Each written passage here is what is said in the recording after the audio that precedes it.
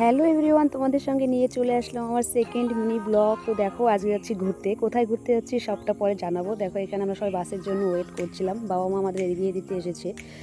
তারপর দেখো ওয়েট করতে করতে বাসে চলে আসলো, দিয়ে আমরা বাসে উঠে পড়লাম, দাদা বৌদি আমি, দিদি জিজু সবাই।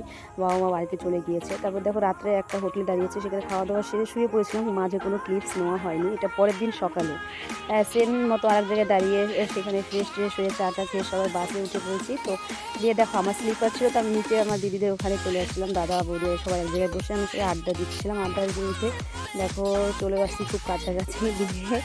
দেখো আমরা বাস থেকে নেমেও পড়েছি। নেমে একটা অটো নিয়ে আমরা চলে আসলাম জিজু কারখানায়। তো এখন বলি কোথায় এসেছি, আমরা এসেছি গোরখপুরে। আমি ঘুরতে এসেছি। আর আমাদের জিজু আগে এখানেই থাকতো, এখন ওরা ওখানে থাকে বাড়িতে, ওখানে ওদের দোকান আছে। এখানেও দোকান আছে, মিষ্টির দোকান। তো এই মিষ্টির দোকানেই গিয়েছিল আজকে ওখানে। তো দেখো এখানে দাদা বৌদি এখন এখানেই থাকে, ওদেরও দোকান আছে মিষ্টির দোকান। তারপর দেখো বাসে এসে এসে আমার শরীরটা একটু খারাপ হয়ে গিয়েছিলো, আমার ভাগ্নে কপালটা টিপে দিচ্ছিলো।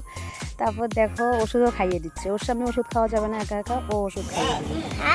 তো তারপর দেখো একটু গল্প করছিলাম ওর সঙ্গে, খুব কথা বলে।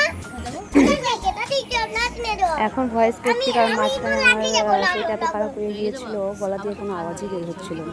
তো এখন একদম ঠিকঠাক আছি, তো তার জন্য আমি এখন ভয়েসটা করতে পারছি। তো আজকে এখানেই দেখা হবে তোমাদের সঙ্গে অন্য কোনো মিনি ব্লগে।